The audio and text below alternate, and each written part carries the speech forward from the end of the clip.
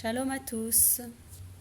Aujourd'hui, je suis amenée à vous partager un témoignage sur une situation que j'ai vécue dans l'accompagnement de la fin de vie de mon grand-père, de mon pépé.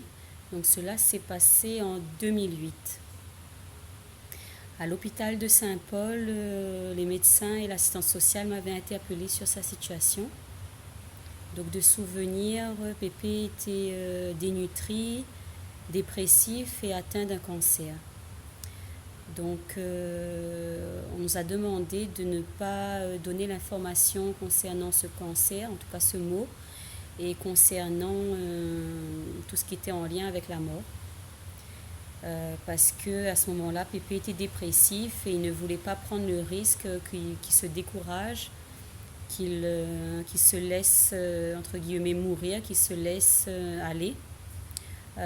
Selon un terme plus technique, le syndrome de glissement. Donc à l'éventuelle annonce du mot cancer, parce que c'était un mot qui pouvait faire peur. En tout cas en 2008, c'était encore moins commun, on va dire ça comme ça. Donc c'est ce que j'ai accepté et je n'ai jamais dit à Pépé qu'il connaissait la maladie du cancer. Et encore moins lorsqu'il a été dans un stade final. Donc pas une seule fois, j'avais remis en question ce que les professionnels nous avaient demandé, par peur de le perdre plus vite, par découragement. Et ensuite, il a été transféré à l'hôpital de Saint-Denis, où j'allais le rendre visite tous les jours, puisque c'était la période où la route du littoral était basculée, enfin même pas basculée, où la route du littoral était totalement fermée à cause des éboulis. Et je me souviens que dans ce service-là, dans sa chambre, il y avait des passages de dames religieuses de confession catholique qui passaient. Et moi, je disais non à ces dames-là, je disais non. Pépé n'avait pas besoin et donc du coup il n'avait pas eu accès, en tout cas quand j'étais présente, au passage des prières, au passage de ces dames. Et lorsqu'il me demandait c'était qui, je lui disais c'est des personnes qui veulent prendre de tes nouvelles. Et Pépé disait non, on n'a pas besoin de votre nouvelle, prendre votre nouvelle, etc. Et moi, je savais que je cachais une certaine vérité, on va dire ça comme ça. Et le temps est passé et bien des années plus tard, une grande culpabilité s'est installée en moi du fait que j'avais caché la vérité à Pépé sur son état de santé et du fait que j'avais peut-être empêcher l'accès à la parole de Dieu et aux prières qu'il aurait pu bénéficier avant son départ définitif. Et donc la culpabilité grandissait en moi. Quand j'ai aussi commencé à travailler auprès des personnes âgées, cette culpabilité grandissait parce que je me disais, finalement, c'était un adulte et il pouvait décider, il pouvait avoir accès à cette information, décider par lui-même. Et qui j'étais moi pour avoir accepté de prendre cette décision, pour avoir pris cette décision-là.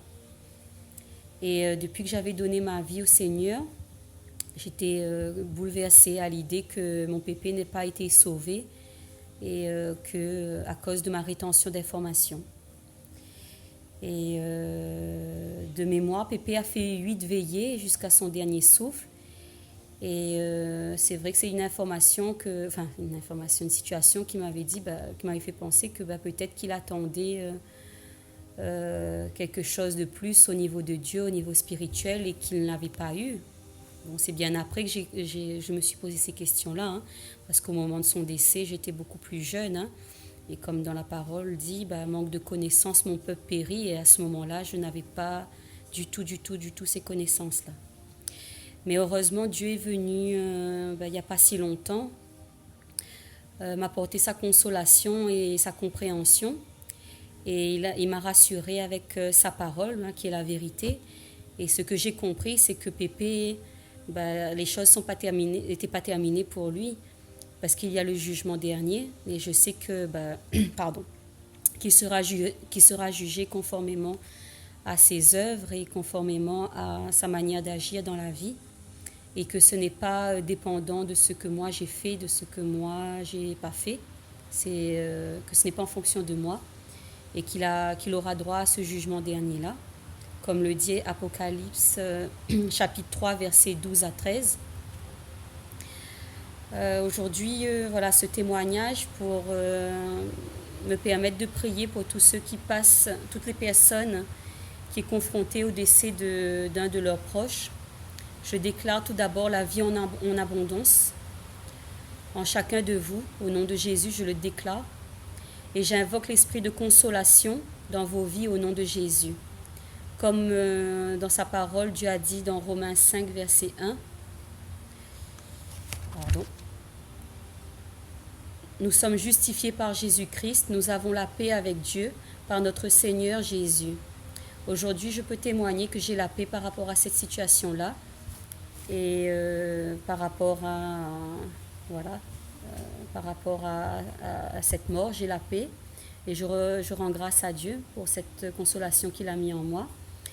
Et je veux prier aussi pour tous ceux qui portent une culpabilité, qui avancent dans la vie avec une culpabilité quelconque, quelle qu'elle soit. Je veux vous assurer, que la culpabilité elle ne vient pas de Dieu. Dieu dit dans sa parole, dans Romains 8, verset 33, « Qui accusera les élus de Dieu ? C'est Dieu qui justifie. Nous sommes justifiés par Jésus-Christ. » Et pour revenir à mon témoignage, je veux vous partager un verset dans Romains 14, versets 10 à 12. « Mais toi, pourquoi juges-tu ton frère ? Ou toi, pourquoi méprises-tu ton frère ? Puisque nous comparaîtrons devant le tribunal de Dieu, car il est écrit, « Je suis vivant, dit le Seigneur. Tout genou fléchira devant moi, et toute langue donnera gloire à Dieu. Ainsi, chacun de nous rendra compte à Dieu pour lui-même. » Donc je comprends que chacun de nous, vivant et mort ou mort, devront rendre compte au moment du jugement dernier. Donc nous n'avons pas de culpabilité par rapport à ce que nous avons pu faire ou pas faire. Et puis de toute façon, le salut est personnel. Donc nous avons cette possibilité-là aussi de prier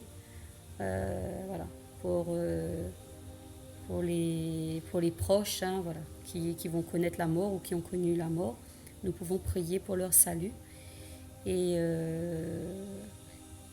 demander pardon pour ce que nous n'avons pas pu faire. Voilà. Peut-être partager un dernier verset.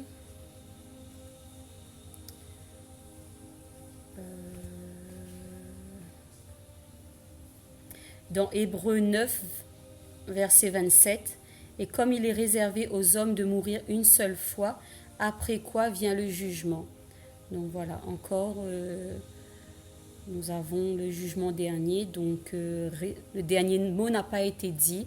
C'est Dieu qui a le dernier mot sur chacune de nos situations, sur notre vie, sur terre et sur l'au-delà, sur la vie éternelle. Voilà, donc ce témoignage, j'espère vous encourager avec ce témoignage et que Dieu vous bénisse abondamment.